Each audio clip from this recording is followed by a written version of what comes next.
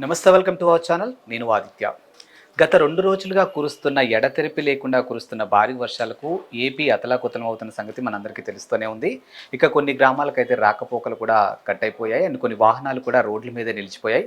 ఇక కొన్ని గ్రామాలకైతే బాహ్య ప్రపంచంతో సంబంధాలు కూడా తెగిపోయాయని తెలుస్తూ ఉంది.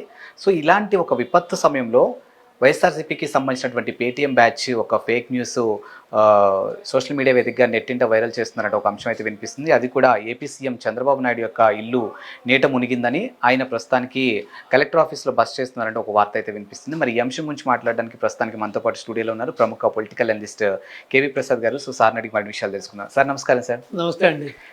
గత 2 రోజులుగా కురుస్తున్న వర్షాలకు ఆంధ్రప్రదేశ్ ఎంత అతలాకుతలం అవుతుందో మనం చూస్తూనే ఉన్నాం. ముఖ్యంగా విజయవాడ పరిస్థితి చాలా దారుణంగా ఉంది.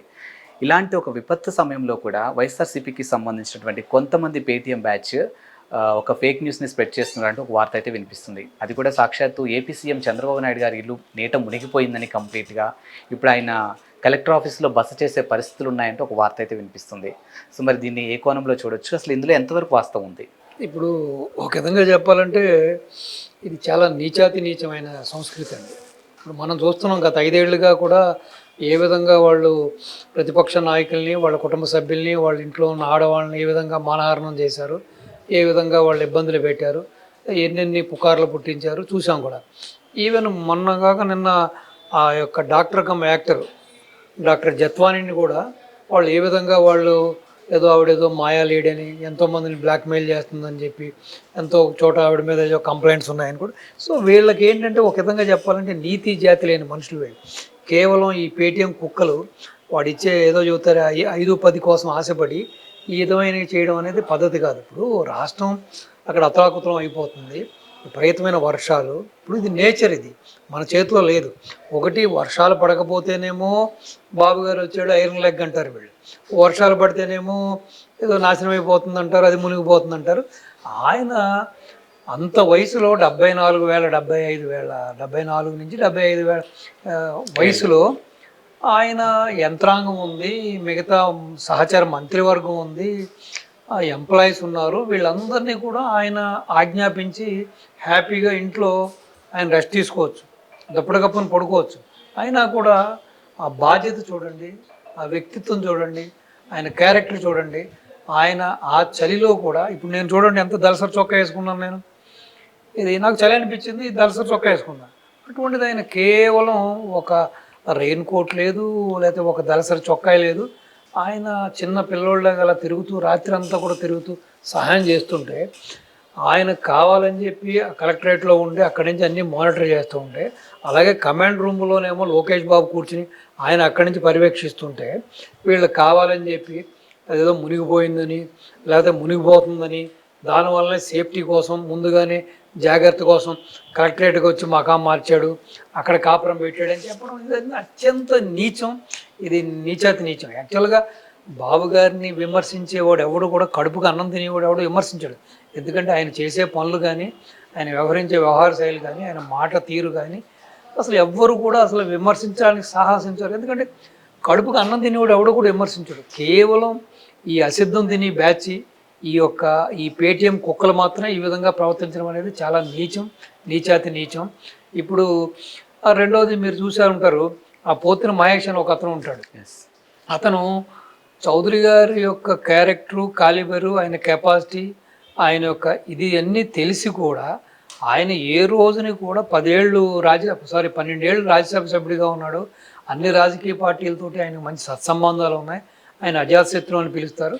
అటువంటి వ్యక్తి కూడా ఆయన ట్రస్ట్ ద్వారా ఎన్నో చేస్తూ ఉన్నాడు, ఇప్పుడు కూడా చేస్తూ ఉంటుంటే ఆయన గురించి అవాకు చవాకులు మాట్లాడటం, ఏదో దుర్గగుడి నుంచి తీసుకొచ్చిన ప్రసాదాలు పంచుతూ కూడా బిల్డప్ ఇవ్వడం అనేది వాళ్ళ యొక్క నీచ సంస్కృతికి ఇది ఒక తార్కాణంగా చెప్పుకోవాలి. ఇటు బాబు గారినైనా, లోకేష్ బాబునైనా, ఇటు పవన్ కళ్యాణ్ గారినైనా, ఇటు సుజనా చౌదరి గారినైనా ఈ విధంగా మాట్లాడడం అనేది ఇప్పుడు మీరు చూసుంటారు. లాస్ట్ టైము అన్నమయ్యది బ్యారేజ్ కొట్టుకుపోయినప్పుడు తాడేపల్లి కొంపలో కూర్చొని చక్కగా పబ్జీ ఆడుకుంటూ కూర్చున్నాడు. అటువంటిది ఉద్దు తుఫాను కానీ లేకపోతే ఎటువంటి సంఘటన జరిగినా అది ప్రతిపక్షమైనా లేకపోతే పాలకపక్షంలో ఉన్నా కూడా బాబు గారు ఏ విధంగా ప్రజలతో మమేకమవుతారు, ఏ విధంగా వారి కష్టసుఖాల్లో పాలు పంచుకుంటారు అన్నది మనం ఈ రోజు కాదు ఆ రోజు నుంచి చూస్తున్నాం. సో ఈ రోజు కూడా చూస్తున్నాం మనం. సో కనీసం వీళ్ళు అంటే ఈజియెస్ట్ థింగ్ ఇదే కదా. సో చక్కగా ఇళ్లలో కూర్చుని హ్యాపీగా దుప్పట్లు కప్పుకుని చక్కగా జగన్మోహన్ రెడ్డి యొక్క పిచ్చి మందంతా తాగి పిచ్చి పిచ్చి ఆలోచనతోటి వికృతమైన ఆలోచనతోటి ఇటువంటి యొక్క పేటీఎం బ్యాచ్ ఇటువంటి యొక్క న్యూస్ స్ప్రెడ్ చేయడం అనేది ఇది ముమ్మాటికి ఖండించవలసిన విషయమే ఇది. సో రెండోది ఏంటంటే ఇప్పుడు ఆ పోతుల మహేష్ కూడా, సో మీరు చూసుంటారు ఎక్కడ కూడా సుజనా చౌదరి గారు అనే వ్యక్తి ప్రభుత్వంతో ఎప్పుడు వ్యాపారాలు చేయలేదు. ఏ రోజుకి ఈ రోజు కాదు ఆ రోజు కూడా చేయలేదు. ఆయనకి ఇన్ఫ్లుయెన్స్ ఉండి కూడా చేయలేదు. ఆయన అలాగే ప్రభుత్వం నుంచి ఒక రాయల్టీ తీసుకోలేదు. ఆయన ఇండస్ట్రీస్ ఏంటో ఆయన బిజినెస్ ఏంటో కానీ ఆయన ఎంత దాత అన్నది అందరికీ తెలిసిన విషయం. ఆయన ఈ చేతికి ఇచ్చింది ఈ చేతికి కూడా తెలియకుండా ఆయన దాతృత్వం చేస్తాడు. అటువంటి వ్యక్తిని కూడా వీళ్ళు ఆ విధంగా అవాకు చవాకులు అంటే కేవలం వీళ్ళు ఏంటంటే విమర్శలతోటి కాలక్షేపం చేసేస్తున్నారు. సో మొన్న లాస్ట్ టైం ఏమో అవెంజర్ సినిమాకి వెళ్ళిపోయాడు ఆయన, ఈసారేమో లండన్ వెళ్ళిపోతున్నాడు. సో కేవలం ప్రజల గురించి కానీ ప్రజల యొక్క బాగోగుల గురించి పట్టించుకునే నాదులు లేడు. కేవలం ఇటువంటి బురద చల్లడం, అమరావతి మునిగిపోయిందని చెప్పడం, అది మునిగిపోయిందని చెప్పి జనాల్ని భయభ్రాంతులు చెప్పి సో ఒక విధంగా చెప్పాలంటే ఏదో పార్టీలో ఎవడో ఒకడు సైకో ఉంటాడేమో కానీ బహుశా మరి ఈ సైకోయిజం అనేది ఈ అక్రమ సంబంధాలు ఈ అక్రమ మార్గాన్ని సంపాదించుకోవడం అనేది ప్రతి వాడికి కూడా ఒక భూషణంగా మారిపోయింది. అంటే ప్రతిదీ కూడా అటువంటి వ్యక్తులనే మరి ఏరి కోరి మరి జగన్మోహన్ రెడ్డి సెలెక్ట్ చేసుకుంటాడు ఏంటో తెలియదు. కానీ ఈవెన్ సోషల్ మీడియాలో ఉన్న వీళ్ళు కూడా ఆ విధంగా ప్రవర్తిస్తున్నారు. మీరు తీసుకుంటే నిన్నగాక మనం చూసాం ఆ ఇంటూరి రవికిరణ్ అన్న అతను ఒకతను అరెస్ట్ చేశారు మళ్ళీ బెయిల్ మీద. అంటే వీళ్ళ గవర్నమెంట్ ఉన్న తేడా చూడండి. మర్యాదగా పిలిచారు, ఎక్స్ప్లెనేషన్ ఇచ్చారు, ఇలా తప్పు అని చెప్పి ఖండించారు, బెయిల్ ఇచ్చి పంపించారు. అదే టీడీపీ టైంలో న్యాయంగా వీళ్ళు చేస్తున్న తప్పుల్ని ఎత్తి చూపించిన వాళ్ళని కూడా ఏ విధంగా హింసించారు, మానసికంగా హింసించారు, దొంగ కేసులు పెట్టారు.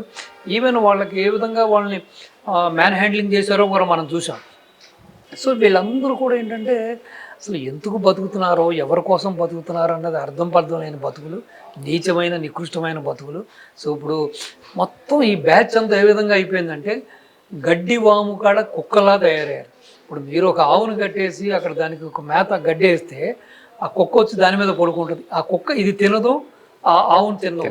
సో అదే పరిస్థితుల్లో వాళ్ళు బాబు గారు ఆ వయసులో కూడా అంత కష్టపడి ఆ విధంగా ఆయన కష్టపడి ఆ విధంగా వాననక ఎండనక ఆ విధంగా తిరుగుతుంటుంటే కూడా సో ప్రజలకి ఎక్కడ కూడా భయభ్రాంతులు అవ్వకూడదు, ప్రజలకు ఎక్కడ కూడా కష్టాలు రాకూడదు అని చెప్పి ఆయన ఆ వయసులో కూడా ఆ చలికి కానీ లేకపోతే వర్షానికి కానీ వెనకడుగు వేయకుండా ఆయన స్వయంగా ఒక ముఖ్యమంత్రి అయ్యి ఉండి కూడా ఆ విధంగా చేస్తుంటే కనీసం వీళ్ళు ఒక మాట సహాయం చేయకపోగా, ఒక చేత సహాయం చేయకపోగా ఎదురు ఈ బుర్ర జల్లే ఈ యొక్క సంస్కృతిని, ఈ నీచ సంస్కృతిని సో ప్రజలందరూ కూడా ముక్తఖండంతో ఖండించాలి. సో అసలు ఇటువంటి పార్టీని ఇంకా భవిష్యత్తులో కూడా ప్రజలు క్షమించకూడదు. అసలు ఇటువంటి పార్టీ ఇప్పుడు జగన్మోహన్ రెడ్డి అయినా, జగన్మోహన్ రెడ్డి మనుషులైనా, జగన్మోహన్ రెడ్డి యొక్క ఎంపీలైనా, ఎమ్మెల్యేలైనా వాళ్ళ నాయకులందరిది ఒకటే పాలసీ, దంచుకోవడం, దోచుకోవడం, దాచుకోవడమే తప్పించి ఏమీ లేదు. ప్లస్ ఇటువంటి అభూత కల్పనతో ప్రజల్ని భయభ్రాంతులను చెప్పడం, అక్కడ మంచి జరుగుతున్నా సరే దాన్ని భూతిగా చూపించడం. సో వీళ్ళకి ఇంకా నరనరాల్లో జీర్ణించిపోయింది. అంటే వీళ్ళకి అసలు ఒక పాజిటివ్ మోడ్ అనేది వీళ్ళకి లేదు.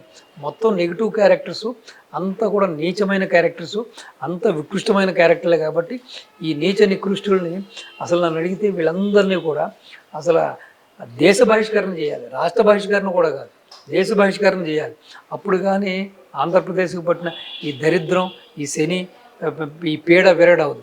ఎందుకంటే మీరు చూశారు కదా, ఇప్పుడు ప్రతి వాళ్ళని కూడా ఈ విధంగానే మాట్లాడి ప్రతి దానికి కూడా ఈ విధంగానే ఆ శల్య సారథ్యం చేస్తూ, ఆ శకుని పనులు చేస్తూ ఈ విధంగానే ఒక ఆడ మగ కాని విధంగా వీళ్ళు ప్రవర్తించడం అనేది ఇది మన్నించరాని ఇది ఒక నేరం ఇది. సో ఇప్పటికైనా సరే ఇది కేవలం వాళ్ళవుతే మారండి, కేవలం ప్రజలే మారాలి, ప్రజలే వీళ్ళని పూర్తిగా రాజకీయంగా భూస్థాపితం చేయాలి. అప్పటి వరకు ఈ వికృత చేష్టలు, ఈ వేషాలు వీళ్ళని కొనసాగిస్తూ ఉంటారు. సో ఏదేమైనా ప్రభుత్వం కూడా వీళ్ళ మీద కొంచెం కఠినంగానే వ్యవహరించాలి. ఈ సాఫ్ట్ కార్నర్గా కాకుండా అవసరమైతే తీసుకొచ్చి ఒక కోటింగ్ కేసు పంపిస్తేనే మంచిది అనిపిస్తుంది నాకు. సో ఆ వయసులో పోనీ ఆయన అంత కష్టపడుతుంటే పోనీ మీకు అప్రిషియేట్ చేసే మంచి మనసు, పెద్ద మనసు లేకపోతే కాముగా ఉండండి. సో కాముగా ఉండిపోండి. సో ఇంకా ఆ వయసులో ఆయన అంత కష్టపడుతుంటే కూడా ఆయన విమర్శించడం, లేనిపోని అనే ఆరోపణలు చేయడం అనేది ఇది సబబు కాదు. ఏదేమైనా కూడా ఇది కేవలం ఆంధ్ర ప్రజానీకం చేతిలోనే ఉంది. ఆ పార్టీని పూర్తిగా భూస్థాపితం చేస్తే కానీ ఆంధ్రాకు పట్టిన దరిద్రము, ఆంధ్రాకు పట్టిన శని విరగడవదు. సో కాబట్టి ఈ చర్యల్ని మాత్రం ప్రతి వాళ్ళు ముక్తఖండంతో ఖండించాలి. ఇప్పుడు కేవలం ఒకే ప్రతిపక్ష నాయకులుగా కూడా వాళ్ళకు ఒక ప్రధాన పాత్ర ఉంది. ప్రతిపక్ష హోదా లేదనుకోండి, కానీ అట్లీస్ట్ పవర్లో లేకపోయినా కూడా ఇటువంటి ఆపద వచ్చినప్పుడు లేకపోతే ఇటువంటి యొక్క కష్టాలు వచ్చినప్పుడు కూడా వీళ్ళు దాన్ని ఏ విధంగా వీళ్ళు కూడా చేయూతనివ్వాలి ప్రజలకి, ఏ విధంగా అయితే పాలకపక్షానికి కలిసి పనిచేయాలని కనీసం ఇంగితం లేకుండా ఈ విధంగా బురద జల్లడం, ఈ విధంగా మాట్లాడడం అనేది ఇది క్షమించరాని నేరం.